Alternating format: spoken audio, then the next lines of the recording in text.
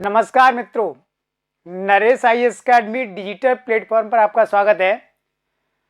IAS मुख्य परीक्षा के लिए सामान्य अध्ययन प्रश्न पत्र 1 को कैसे तैयार किया जाए, इसी दिशा में हम कार्य कर रहे हैं। और ये आज का हमारा छठा टॉपिक रहेगा सिलेबस के अनुसार। तो जनरल स्टडीज़ के क्वेश्चन पेपर 1 को 20 वीडियो के माध्यम से हमें कवर करना है। तो आप जानते हैं कि जीएस का क्वेश्चन पेपर 2 हम पहले ही यूट्यूब पर पूरा डिस्कस कर चुके हैं 20 वीडियो के माध्यम से। देन आप उसको वहाँ से देख सकते हैं और आपको पता लग जाएगा कि किस तरीके से हमें प्रिपरेशन करनी चाहिए और कौन से एस्पेक्ट्स हैं जो हमारे पास नहीं है और हमें अपनी प्रिपरेशन में उसको इंक्लूड करना चाहिए। तो क्वेश्चन पेपर 1 को भी हम उसी पैटर्न पर कवर करेंगे।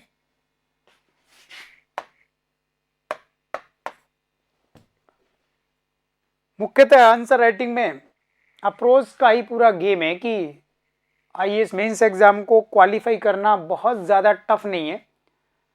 अगर आपको उसके अकॉर्डिंग एक अप्रोच पकड़ में आ गई है कि टॉपिक ये है, इस तरीके से हमें इसको समझना है और आंसर हमको इस वे में लिखना है, तो वो अप्रोच या तो आप ओन अपने तरीके से डेवलप कर सकते हैं या फिर आप कहीं से भी हेल्प ले सकते हैं। तो मैं उसी दिशा में आपके लिए प्रयास कर रहा हूं कि जो भी मेरे पास एक्सपीरियंस है इस एग्ज़ाम का, कि आपकी तैयारी में अधिक से अधिक सहायता की जा सके। जो भी कैंडिडेट्स कोचिंग क्लास नहीं कर पाते हैं किसी भी अन्य कारण से, तो देन उनके लिए ये बहुत ज़्यादा हेल्पफुल रहेंगे। मुख्य पार्ट इसका यूट्यूब पर मैं डिस्कस कर दूंगा और बहुत डिटेलिंग के लिए आप इसका एक बहुत बड़ा हिस्सा हम अपनी वेबसाइट पर रखेंगे, तो आप वहाँ से उसको प्राप्त कर सकते हैं। तो जीएस पेपर 2 के लिए भी हमने यही रणनीति अपनाई है। तो आज का हमारा टॉपिक रहेगा, 6 टॉपिक है आज का, 1857 का विद्रोह।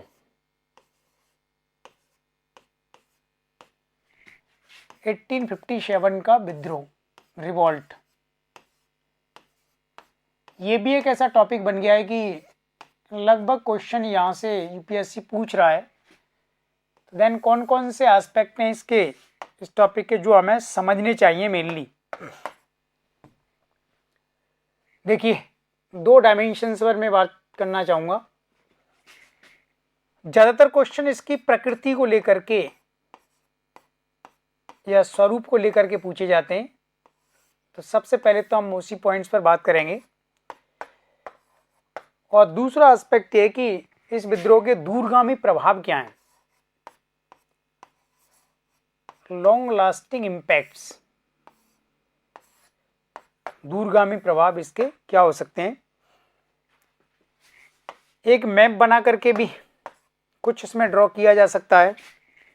आंसर राइटिंग सेशन में हमसे ये सब बताएंगे आपको कि अधिक से अधिक मार्क्स कैसे लिए जाएं, हर आंसर में कम से कम 1 नंबर एक्स्ट्रा कैसे आएगा, उसके लिए भी हम आपको हिंट करते हैं। क्योंकि एक नंबर भी अगर आप एक्स्ट्रा ला रहे हैं कि क्वेश्चन में अपने कॉम्पिटिटर से, तो डेफिनेटली ये आपकी पूरी रणनीति को प्रभावित करेगा। देखिए, 1857 का विद्रोह ब्रिटिश सरकार और भारत की औपनिवेशिक जनता दोनों के संदर्भ में महत्वपूर्ण है। ब्रिटिश सरकार के लिए तो इसलिए महत्वपूर्ण है कि सरकार को इस बात का एहसास हो गया कि अब हमें भारत में शासन करना है, तब कुछ बुनियादी बदलाव करने होंगे। और भारतीय जनता के लिए इसलिए महत्वपूर्ण है क्योंकि भारत की जनता ने अब ब्रिटिश शासन के खिलाफ अपनी आवाज़ उठाने का जो मानस बनाया था वह लगातार बढ़ता जाएगा। इससे पहले भी आवाज़ उठाई जाती थी लेकिन उसको दबा दिया जाता था। तो पहली बार एक बहुत बड़े प्लेटफॉर्म पर इस तरीके से जनता ने आंदोलन किया, विद्रोह किया, तो ये बहुत बड़ी बात उस समय मानी गई। इसकी प्रकृति को लेकर के विवाद ये है, क्या ये विद्रोह राष्ट्रवादी था या फिर सैनिक विद्रोह था, अथवा इसे किसी और कैटेगरी में रखा जा सकता है। जैसे कि कुछ विद्वान मानते हैं कि 1857 का विद्रोह हिंदू और मुसलमानों का ईसाई सभ्यता के खिलाफ विद्रोह था, यानी इसको एक सांप्रदायिक धार्मिक रंग भी दिया जा सकता है। एक वो एस्पेक्ट भी इसमें हो सकता है कि हिंदू मुस्लिम सभ्यताओं का विद्रोह था और अंग्रेजों की महान सभ्यता के खिलाफ उन्होंने विद्रोह किया। उस पर भी मान लीजिए कभी लिखने के लिए आई जाए मेंस एग्जाम में, तो फिर हमें लिखना ही होगा, छोड़ने का तो ऑप्शन ही नहीं है। समझिए पहले, राष्ट्रवादी विद्रोह कौन सिद्ध करना चाहता है? मुख्यतः भारत के इतिहासकार, जिसमें बीडी सावरकर सबसे प्रमुख है। तो कई विद्वान ऐसा मानते हैं कि यह भारत का एक राष्ट्रवादी विद्रोह था, लेकिन रमेश चंद्र मजूमदार जो भारत के ही हैं वो इसको राष्ट्रवादी नहीं मानते, ना इसको वो स्वतंत्रता संग्राम मानते, ना इसको प्रथम विद्रोह मानते। यानी बीडी सावरकर की बात को उन्होंने खारिज किया है आरसी मजूमदार ने।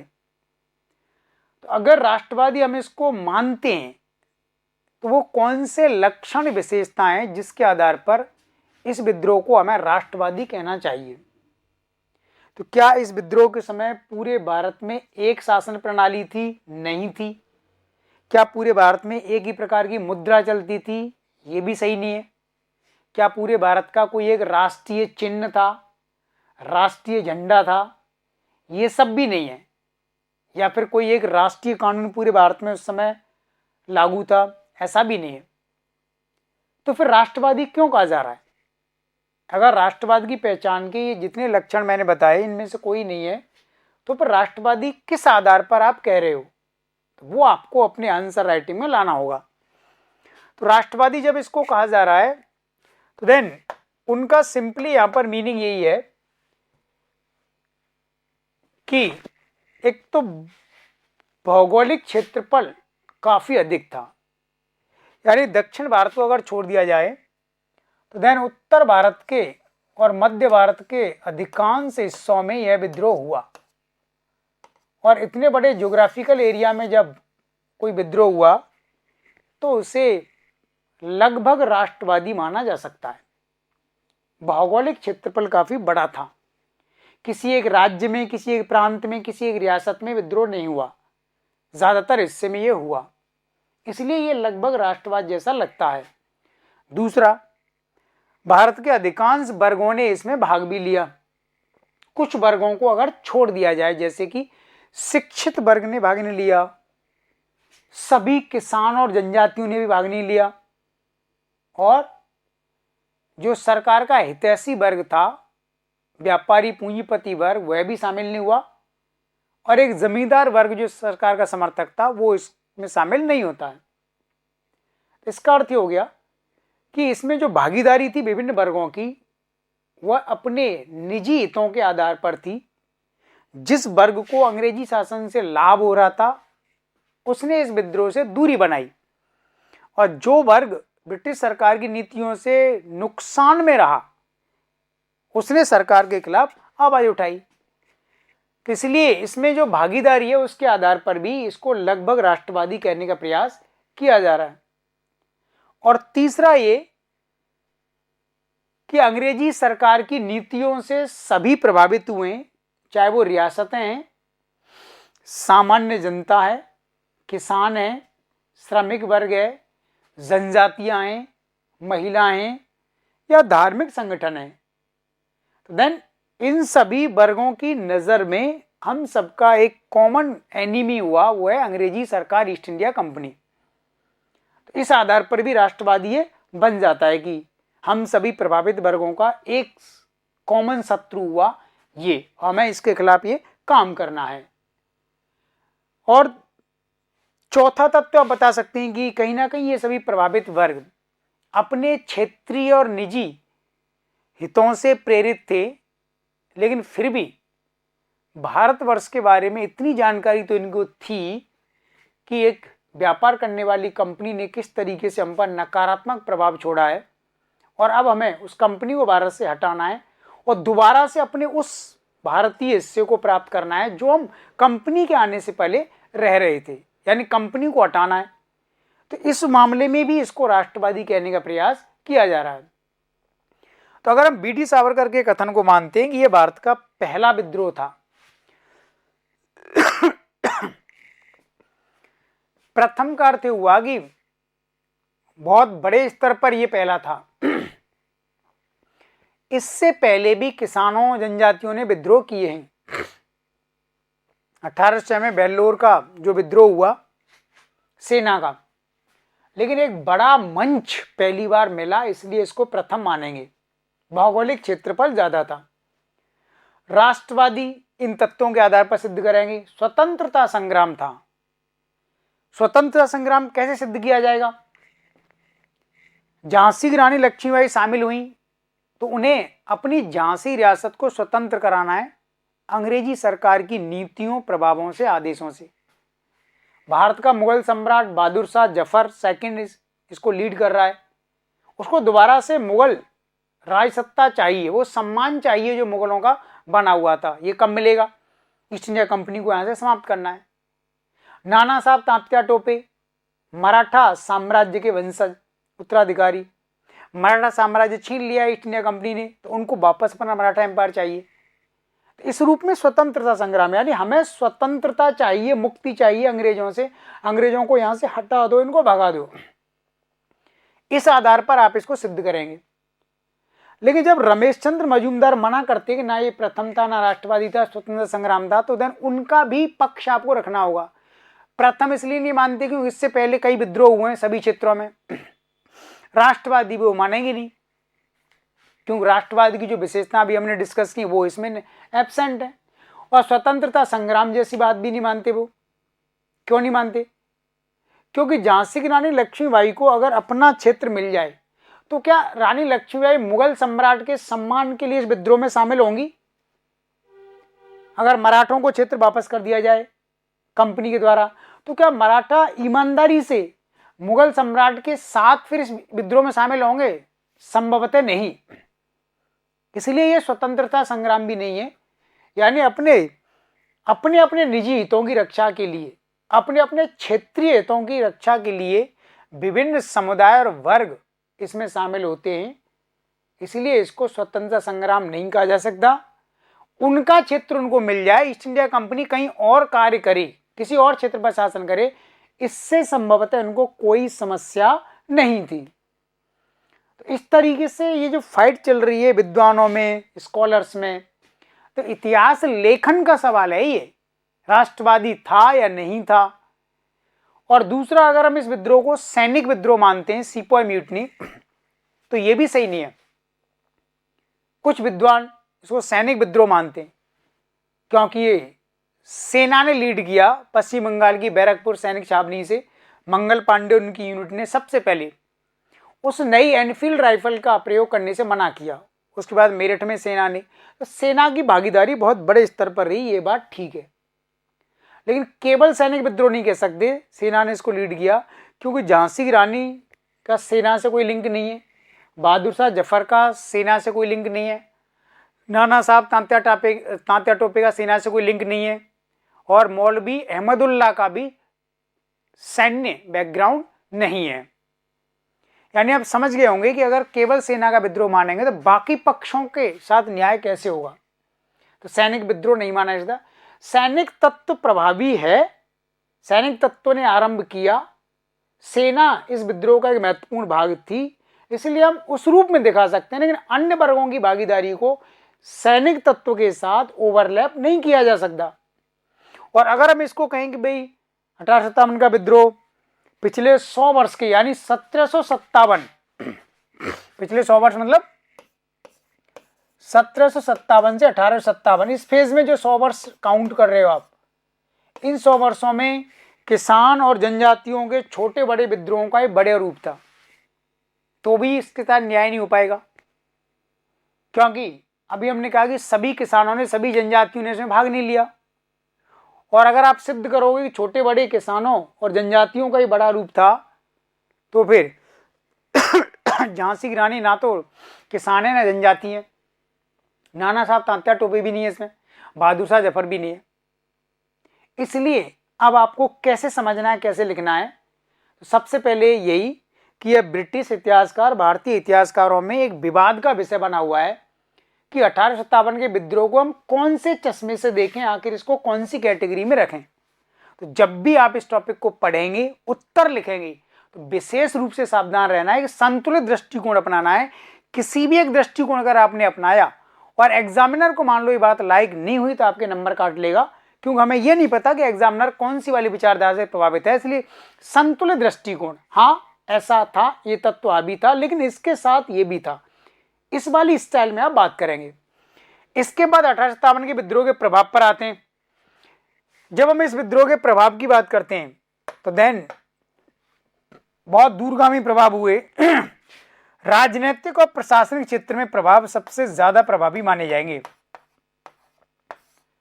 क्योंकि इस विद्रोह के बाद ईस्ट इंडिया कंपनी का शासन भारत में समाप्त कर दिया गया और कंपनी के स्थान पर ब्रिटेन की महारानी विक्टोरिया ने भारत का शासन अपने हाथ में लिया। बहुत बड़ा शिफ्ट, कंपनी के स्थान पर क्राउन का रूल।